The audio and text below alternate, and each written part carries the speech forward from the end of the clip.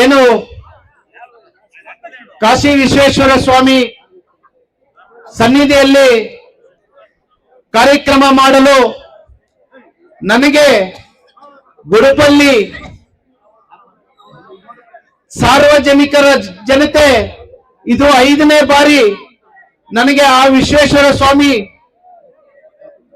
ಸೇವೆಯನ್ನು ಮಾಡಲು ಅವಕಾಶ ಮಾಡಿಕೊಟ್ಟಿರ್ತಕ್ಕಂಥ ನಮ್ಮ ಗುಡುಪಲ್ಲಿ ಮತ್ತು ಸುತ್ತಮುತ್ತಲಿನ ಎಲ್ಲ ಹಿರಿಯರು ಕಿರಿಯರು ಯುವಕ ಬಾಂಧವರೇ, ವೇದಿಕೆಯಲ್ಲಿ ಆಸೀನರಾಗಿರ್ತಕ್ಕಂಥ ಇದೇ ಭಾಗದಲ್ಲಿ ಜಿಲ್ಲಾ ಪರಿಷತ್ ಸದಸ್ಯರಾಗಿ ಮತ್ತು ಮೊನ್ನೆ ತಾನೇ ಕೋಮಲ್ ಚುನಾವಣೆಯಲ್ಲಿ ಅಭೂತಪೂರ್ವ ಮತಗಳನ್ನು ಪಡೆದು ಗೆದ್ದು ಆಸೀನರಾಗಿರ್ತಕ್ಕಂಥ ನಮ್ಮ ಬಿ.ವಿ. ಶಾಮಣ್ಣವರೇ ಮತ್ತೋರ್ವರು ಇಷ್ಟೊತ್ತು ಅಚ್ಚುಕಟ್ಟಾಗಿ ಭಾಷಣ ಮಾಡಿ ಮುಖ್ಯ ಒಳ್ಳೆ ಭಾಷಣಕಾರರು, ಖ್ಯಾತ ವಕೀಲರು, ನಮ್ಮ ಅಣ್ಣನ ಸಮಾನರಾದ ಎಂ.ಎಸ್. ಶ್ರೀನಿವಾಸ ರೆಡ್ಡಿ ಅನ್ನವರೇ, ವೇದಿಕೆಯಲ್ಲಿ ಸುಮಾರು ಜನ ಆಸೀನರಾಗಿದ್ದಾರೆ.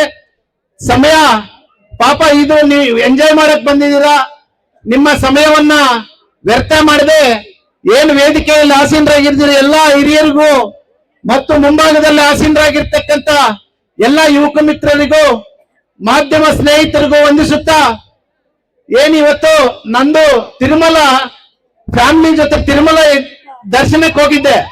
ಬಟ್ ಆದ್ರೂ ನನ್ನ ದರ್ಶನ ಸಮಯ ಇದ್ದಿದ್ದು ರಾತ್ರಿ 9:30. ಹೇಗಪ್ಪ ನನ್ಗೆ ಇಷ್ಟೊಂದು ಇವರು ಬರ್ಲೇಬೇಕು, ನೀವೇನಾದ್ರೂ ಮಾಡಿ 1ನೇ ತಾರೀಕಿಗೆ ಈ ಬರ್ಲೇಬೇಕು ಅಂತ ಹೇಳ್ಬಿಟ್ಟು ನಮ್ಮ ಪದ್ಮಶಾಲಿಯವರು ನಮ್ಮ ಮನೆಗೆ ಬಂದು ನನಗೆ ಆಹ್ವಾನವನ್ನು ಕೊಟ್ಟಿದ್ರು. ಆ ಆಹ್ವಾನ ಮೇರೆಗೆ ನಾನು ಹೋಗ್ಲೇಬೇಕು ಅಂತ ನಾನು ಸಿದ್ಧರಾಗಿದ್ದೆ.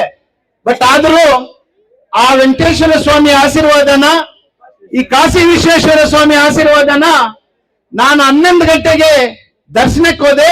ಕೇವಲ 45 ನಿಮಿಷದಲ್ಲಿ ನನಗೆ ದರ್ಶನ ಆಯ್ತು.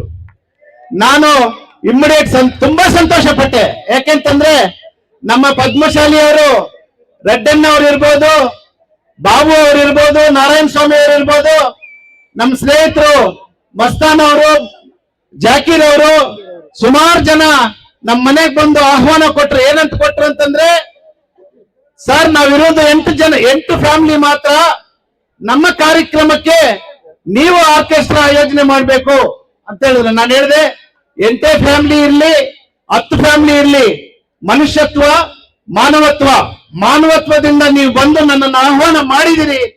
ನಿಮ್ಮ ಗುಡುಪಲ್ಲಿಯಲ್ಲಿ ನಾನು 4ನೇ ಸತಿ 5ನೇ ಸತಿ ಬರ್ತಾ ಇದ್ದೀನಿ. ಬಟ್ ಆದ್ರೂ ಕೂಡ ನಿಮ್ಗೆ ಆರ್ಕೆಸ್ಟ್ರಾ ಆಯೋಜನೆ ಮಾಡ್ತೀನಿ ಅಂತ ಹೇಳಿ ಇವತ್ತೇನ್ ನಾವು ನಮ್ಮ ನಾಯಕರ ಜೊತೆ ಬಂದವೋ ನಮ್ಗೆ ಭವ್ಯವಾದ ಸ್ವಾಗತವನ್ನು ಕೊಟ್ಟಿದ್ದೀರ.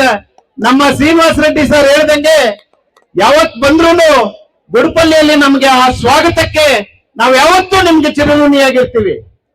ಅದಲ್ಲದೆ ಇವತ್ತು ನಮ್ಮ JDS ಪಕ್ಷದ ಅಧ್ಯಕ್ಷರು ಕಾಡೇನಹಳ್ಳಿ ನಾಗರಾಜನ್ ಅವರು ಕೂಡ ಈ ಕಾರ್ಯಕ್ರಮಕ್ಕೆ ಬರಬೇಕಾಗಿತ್ತು. ಕಾರಣಾಂತರದಿಂದ ಅವ್ರು ಬರ್ಲಿಕ್ಕೆ ಆಗ್ಲಿಲ್ಲ.